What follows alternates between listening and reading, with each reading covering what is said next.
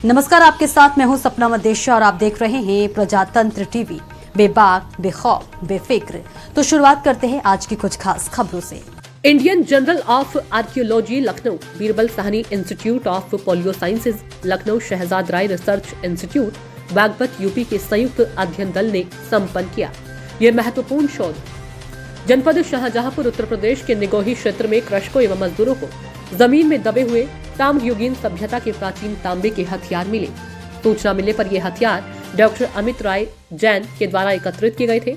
विजय कुमार के द्वारा मिट्टी के टुकड़ों और कुछ हथियारों का अध्ययन किया गया।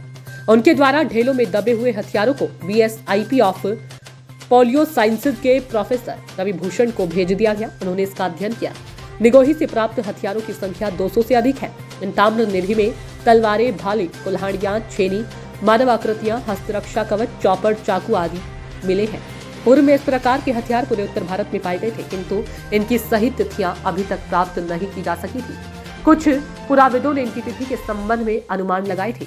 इन हथियारों और इनसे जुड़ी गैरिक मृद भांड सभ्यता की सही तिथि, तत्कालीन जलवायु और अन्य पुरातात्विक पैरामीटर पता लगाने के लिए इन अवशेषों का गहनता से विश्लेषण और शोध किया गया। रेडियो कार्बन डेट का पता लगाने के लिए उन मिट्टी के ढेलों का जिसमें हथियार दबे हुए पाए गए थे, उनका अध्ययन करने के लिए एक्सेलरेटेड मॉस स्पेक्ट्रोमीटर का प्रयोग किया गया। इस अध्ययन के उपरांत इन अवशेषों की कार्बन तिथियां 3610 से लेकर 4328 तक पाई गई है। ये कालखंड मैच्योर हड़प्पा काल से लेकर लेटर हड़प्पा काल तक फैला हुआ है।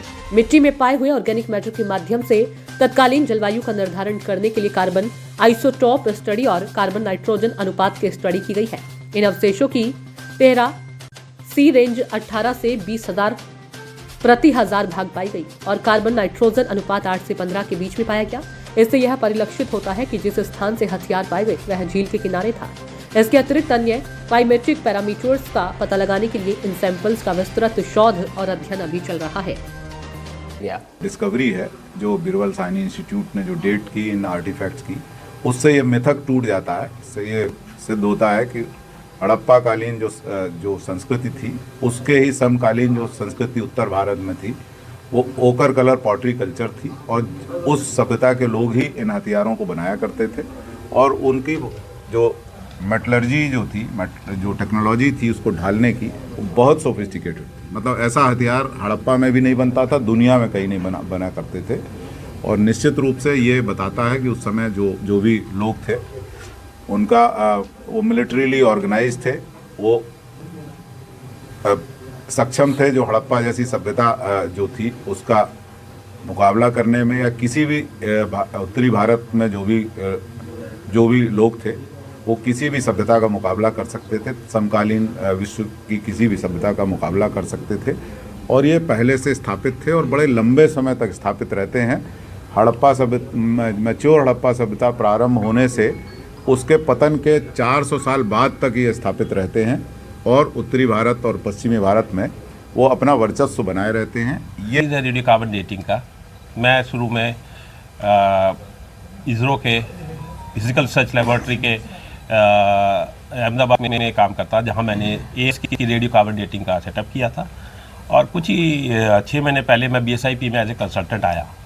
तो सौभाग्य था कि मैं उस टाइम पे यहाँ था और उन्होंने मुझे कांटेक्ट किया। उन्होंने बोला कि इसके साथ में इनकी डेट करनी है। जनरली जब भी आपको कोई आर्कियोलॉजिकल आर्टिफैक्ट्स मिलते हैं तो उसके आप, जैसे कि ये कॉपर है या फिर कोई पत्थर है, उसकी डेट नहीं की जा सकती। उसके समकालिक या फिर प्रिस्टीन उस टाइम के जो दबे हुए साथ में कुछ मटेरियल मिलना चाहिए, जो कि जैसे कि वह मिट्टी हुई या फिर चारकोल हुआ, शेल्स हुए, पॉटरी हुई, या कुछ भी जो मिलते हैं उनको ही डेट किया जा सकता है। सौभाग्यवश इन्होंने बहुत ही अच्छे से इनको रखा था। जो जितने भी ये मिले थे, बहुत सारे जो वेपन्स थे काफ़ी जुड़े हुए थे, एक के नीचे एक और उसके बीच में मिट्टी दबी हुई थी, जो कि सपोजिटली उसी टाइम का था, जो उसी वक्त का था।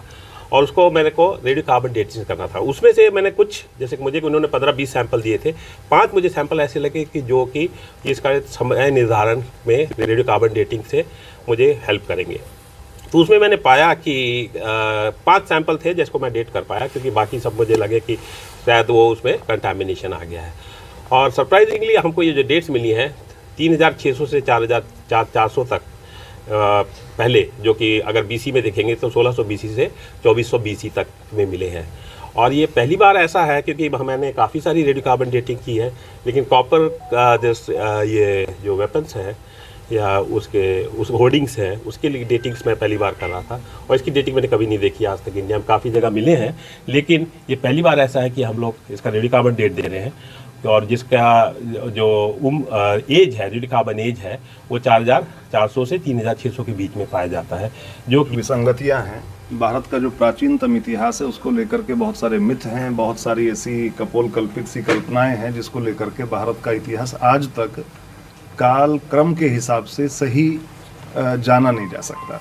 जैसे ताम्रयुगीन सभ्यता जो आप देख रहे हैं कि कॉपर के जो वेपन्स हैं इंडिया के अर्लीस्ट मेटल के वेपन्स हैं, यानी कि भारत की प्राचीनतम सभ्यता के जो आदमी थे वो इतने एडवांस थे कि उन्होंने अपने रक्षा के लिए, शिकार के लिए और अपने दैनिक कार्यों के लिए अपने टूल्स का निर्माण किया।